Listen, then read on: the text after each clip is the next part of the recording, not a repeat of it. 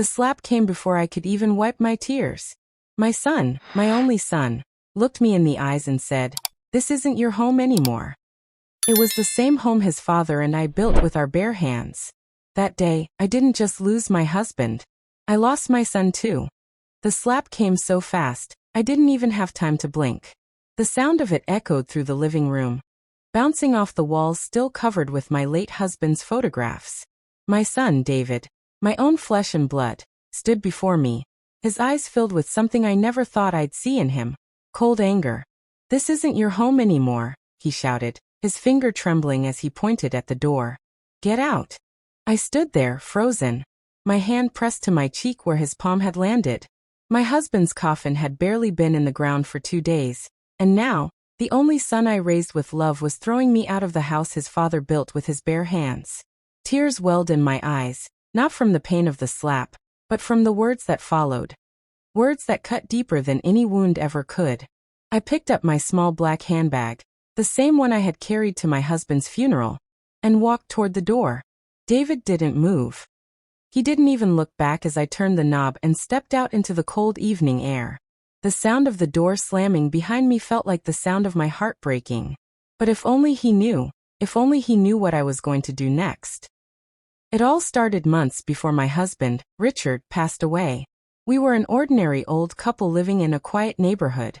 Richard had been battling a heart condition for years, and I was his caregiver. I cooked for him, made sure he took his medicine, and sat by his side through the long nights when he couldn't sleep.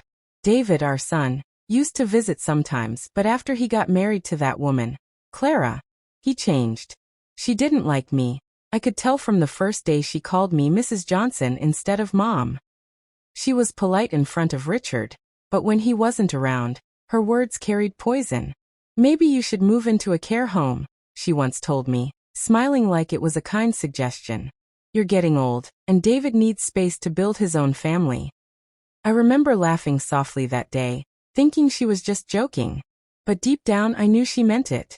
Richard used to say, "Don't worry, Mary. Our son would never turn against us." But life has a way of testing the words we speak. When Richard's health got worse, David stopped visiting as much. He would say work was keeping him busy, but I noticed how his wife's voice always came through the phone in the background, sharp, impatient. The night Richard died, it was raining heavily. I sat beside his bed, holding his hand, whispering prayers. "Mary," he said weakly, "promise me you'll stay strong. Don't let them take what's yours." I nodded through my tears, not understanding what he meant at the time. After his funeral, the house felt emptier than ever.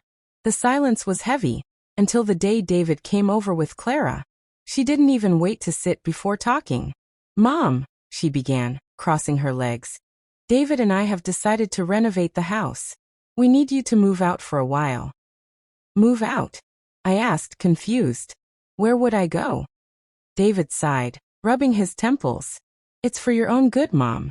You can stay with Aunt Susan for a while." "But this is my home," I said softly. "Your father built it for us."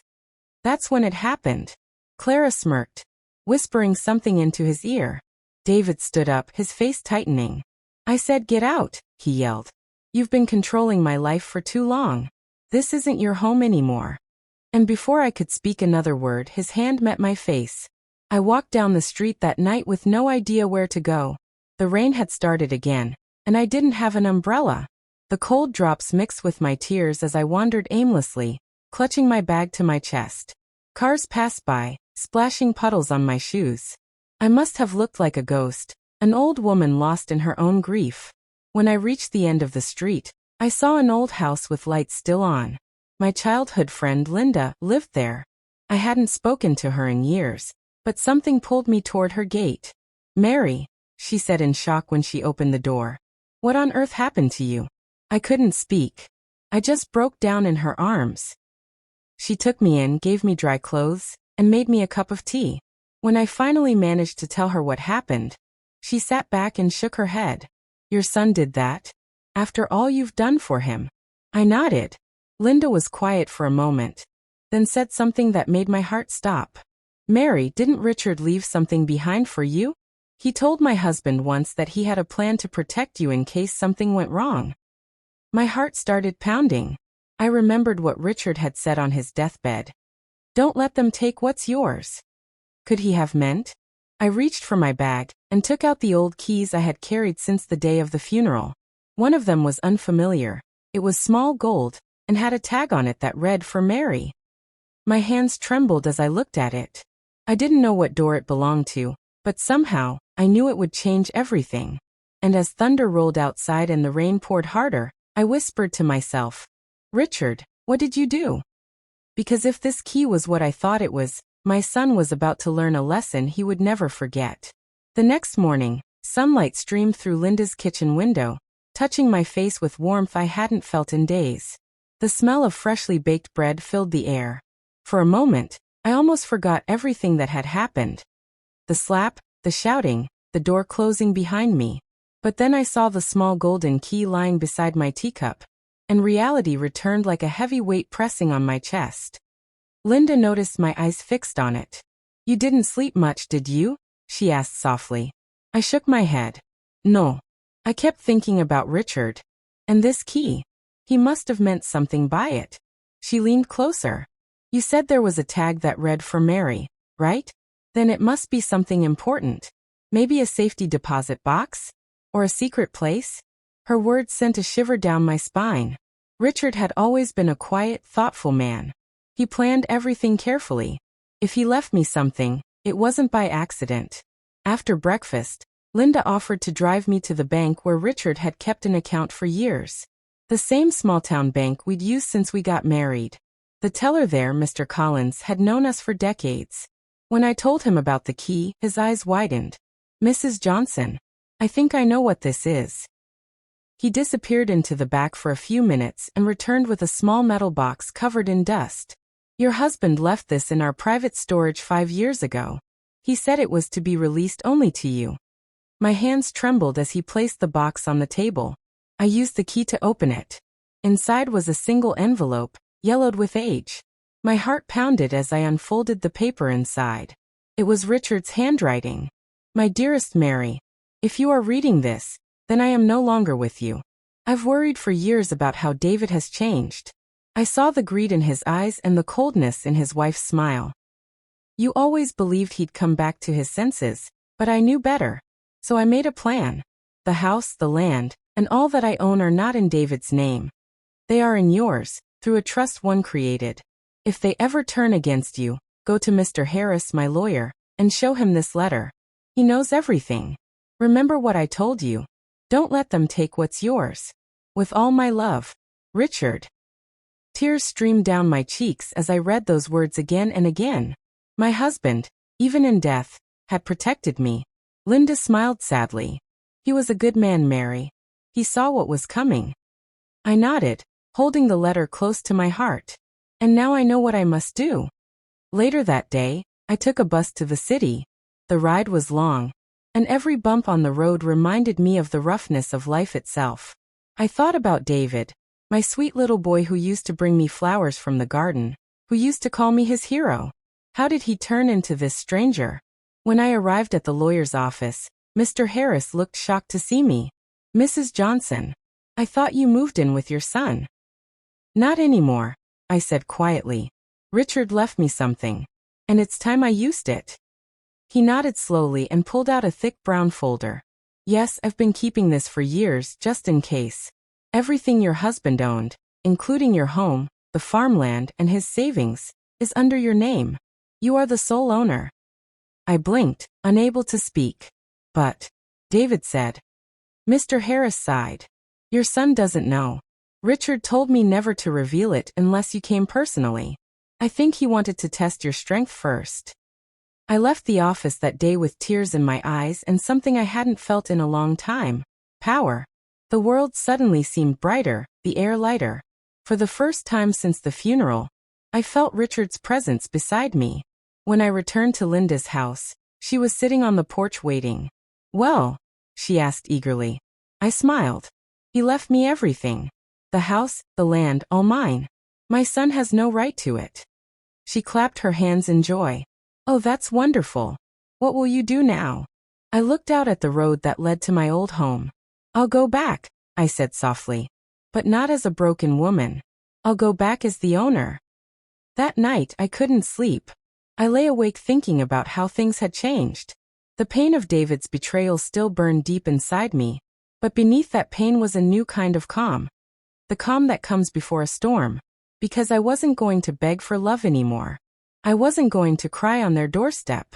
I was going to walk into that house, head held high, and make them realize the truth.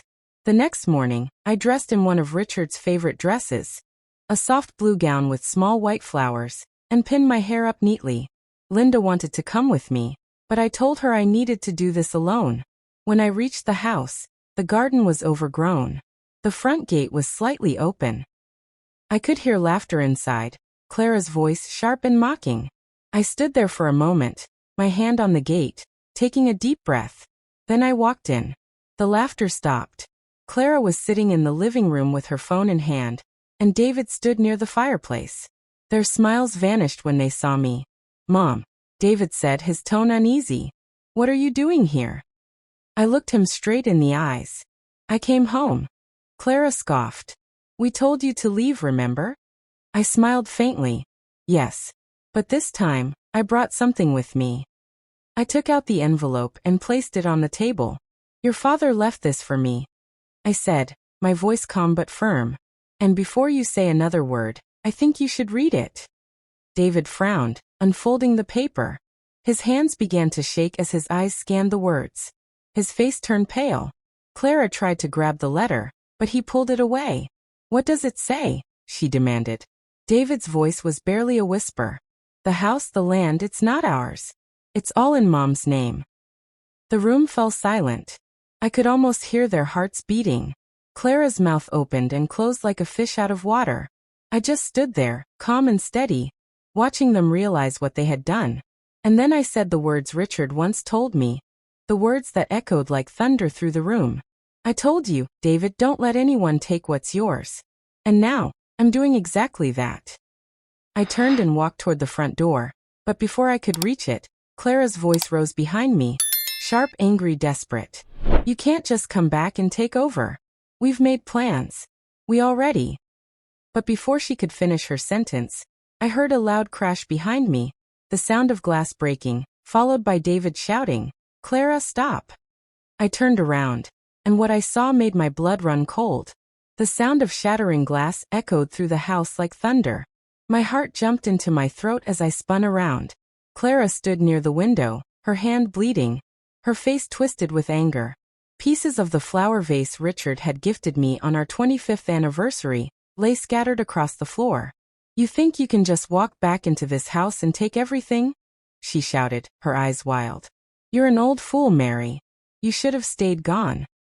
David grabbed her arm. "Clara, stop it. You're bleeding." She yanked her arm away and glared at him. "Don't tell me to stop. Do you have any idea what this means? We've spent everything, David, everything. We needed this house." I froze. "Spent everything?"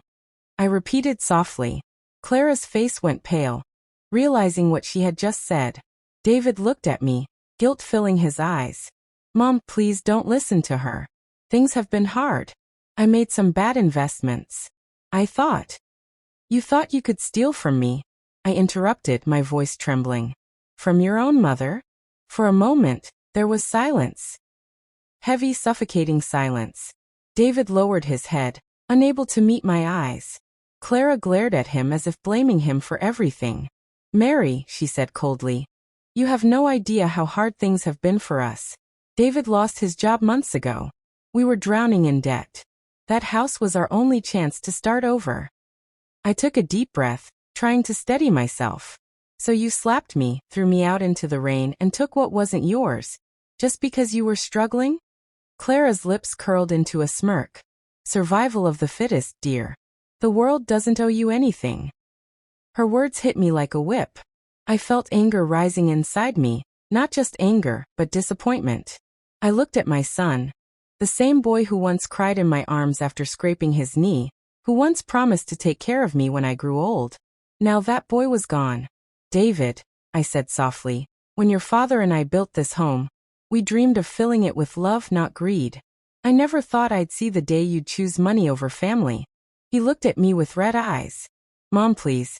I didn't mean for it to go this far. Clara scoffed. Don't apologize to her. You're just too weak to do what's necessary. And then she stormed past him toward the door. You two can fight over this house all you want. I'm done.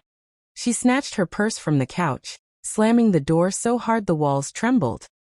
I stood there, breathing heavily, feeling the weight of everything crash down on me. The house was silent again, except for the faint sound of David's sobs. He sank to the floor, his head in his hands. Mom, he whispered, I'm sorry. I looked at him for a long moment, then knelt beside him. Sorry doesn't heal what's broken, David. You hurt me in a way I can never forget. But you're still my son. I just don't know if I can ever trust you again. He lifted his head, tears streaming down his face. Please let me make it right. I sighed. We'll see. But right now you need to leave. Both of you do. This house isn't a place for shouting and anger. It's a home your father built with love, and I won't let that love die. He nodded slowly, stood up, and walked toward the door. Before he stepped out, he turned to me and whispered, I'll find a way to earn back your forgiveness, Mom. Then he left. The next few days were quiet. I cleaned the house from top to bottom, trying to erase the chaos they had brought with them. Each room held memories. Richard's laughter in the kitchen, David's childhood toys in the attic, the creak of the old rocking chair on the porch. But as peaceful as it seemed, something didn't feel right. On the third night, I heard noises outside, faint whispers, footsteps near the window. I grabbed a flashlight and peered through the curtains, but no one was there. Still, I couldn't shake the feeling that someone was watching. The next morning, I went out to water the flowers. That's when I noticed it, muddy footprints near the back door. Fresh ones. My heart started to race. I looked around, but the street was empty. I decided to call Linda. I think someone's been around the house, I told her. Do you think it's David? She asked. I don't know, I said. But something doesn't feel right. That night, I locked every door and window. I even left the porch light on, hoping it would scare away whoever was lurking around. But around midnight, I woke to a sound, a creak, slow and careful, coming from the kitchen. My heart pounded as I reached for the old walking stick Richard had carved for me. I tiptoed down the hallway, the floorboards creaking beneath my feet. The light from the kitchen spilled into the hall. I peeked around the corner and froze. David was standing there, holding something in his hands. A bag, half open, stuffed with jewelry and cash from the drawer in my room. David, I whispered. He jumped, eyes wide with fear. Mom, I can explain. But before he could finish, I felt my knees weaken. My son, the same one who said he wanted forgiveness, was stealing from me again. I took a shaky step forward. You promised me, David. You promised to change. His voice broke. I didn't want to. Clara came back. She said she'd leave me if I didn't get money. I'm desperate. Mom. My heart ached. The pain of betrayal cut deeper this time. So you thought you could steal from your mother again? After everything? He dropped the bag and covered his face. I'm sorry, he cried. I don't know what I'm doing anymore. I wanted to shout, to scream, to tell him to get out and never come back. But before I could say anything, a loud knock echoed at the front door. David froze. I turned toward the sound, my pulse racing. The knocking grew louder, steady, powerful, like someone demanding to be let in. David whispered, Who's that? I looked toward the door, fear tightening my chest. I don't know. Then through the wooden door a familiar voice spoke, calm, cold, and filled with venom. Mary, the voice said. Open the door. We need to talk. It was Clara. My heart froze when I heard her voice. Clara, the last person I wanted to see. And the one who had already destroyed enough of my peace. David looked terrified, his eyes darting from me to the door. Mom, he whispered, don't open it. But the knocking came again, harder this time. Mary, Clara shouted. I know you're in there. Open this door right now, or I'll make sure you regret it. I straightened my back and held Richard's old walking stick firmly. Stay behind me, I said to David. even though my hands were trembling. Slowly, I walked toward the door and unlocked it, just enough to look through the gap. Clara stood outside, her eyes bloodshot, hair messy, and rage painted across her face. She looked nothing like the polished woman she used to be. Behind her was a small black car parked at an angle, engine still running. "What do you want, Clara?" I asked quietly. She pushed at the door, forcing it open. "You think you can just throw me out and take everything? That house belongs to us. David and I built our life here." I stepped back, keeping the stick ready. "Your life? You built nothing but lies. This house was built by Richard, and it belongs to me." Her eyes narrowed. "You selfish old woman. If you hadn't come back, everything would have been fine. But no, you had to ruin it. You had to make him choose between us." She pointed at David, her voice cracking. "And look at him now. A failure just like his father." "Don't you talk about my father like that," David shouted. "He was a better person than we'll ever be." Clara laughed bitterly. "Oh, how sweet. Standing up for mommy now, are you? You couldn't even stand up for yourself when I asked you to take control of this place." "Enough," I snapped, slamming the walking stick against the floor. "You both have taken enough from me. Clara, I want you to leave before I call the police." Her smile faded. "You wouldn't dare." I took a deep breath, looking her in the eyes. "Try me." For a moment, she stared at me, and I saw something flicker in her eyes. Desperation. Then suddenly, she lunged forward, trying to grab the bag David had dropped earlier. The bag with the jewelry and cash. "Stop!" David shouted, running toward her. They struggled near the table, both pulling at the bag. The contents spilled across the floor, coins, bills, and trinkets scattering like raindrops. "Clara, please," David begged. "It's over. Let it go." "Never," she screamed, her face twisted with anger. Then, in a split second, her foot slipped on the scattered coins. She fell backward, hard, hitting her head on the edge of the table. The house went silent. The only sound was the ticking of the old clock on the wall. I rushed to her side. "Clara." But she didn't move. Her eyes were open, staring at nothing. David knelt beside her, shaking her shoulders. "Clara. Clara, please wake up." His voice broke into sobs. "No, no, no." My hands trembled as I called the ambulance. The next few minutes were a blur, flashing lights, voices, chaos. They took her away, and David went with them. I stood in the doorway long after the ambulance disappeared down the road, my mind spinning. I didn't want things to end this way. Not with hatred. Not with loss. But somehow, it always seemed that pain followed wherever greed took root. I closed the door slowly, the weight of everything pressing down on my chest. The house was empty again. Too empty. I walked through each room, touching the walls, remembering better times. Richard's laughter, David's tiny footsteps, the smell of Sunday dinners. They all felt so far away. I sat down in the old rocking chair on the porch, watching the sun rise.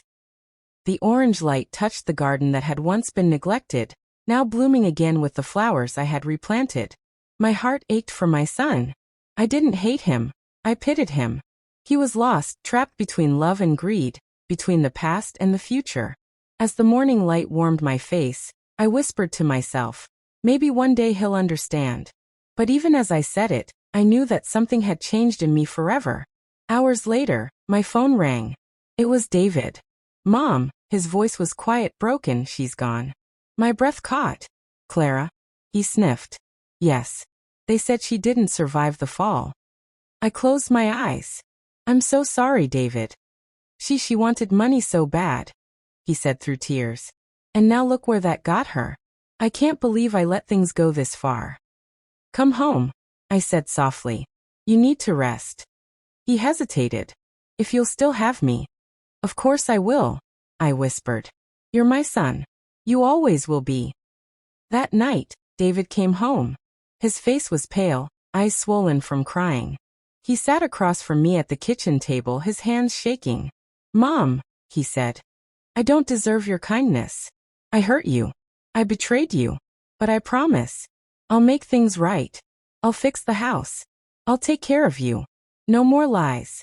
No more greed." I looked at him. tears welling in my eyes. I don't need money, David. I just need my son back. He nodded slowly, reaching across the table to hold my hand. You have him, Mom. I promise. And for the first time in a long time, I saw something in his eyes I thought was gone forever, sincerity. But deep down, a quiet voice whispered that our story wasn't over yet. Because sometimes when a storm passes, it doesn't leave peace behind. It leaves silence before another storm begins. It had been 3 months since Clara's death. The police had ruled it an accident, and the case was closed. The house was quiet again, almost too quiet. David had started helping around, fixing broken doors, painting walls, planting flowers in the garden. He was trying, I could see that. But something in him had changed. He spoke less, smiled less, and spent long nights staring out the window. Sometimes, I'd find him sitting by Richard's old chair, holding a picture of his father, tears in his eyes. One evening, as I prepared dinner, I found a letter on the table addressed to me. The handwriting was David's. My hands shook as I opened it. Mom, I know I've caused you more pain than anyone should. Clara's death haunts me. Every night, I hear her voice and see her fall. I can't live like this anymore. I'm leaving for a while, to start over, to find myself again. Please don't worry. I'll send letters.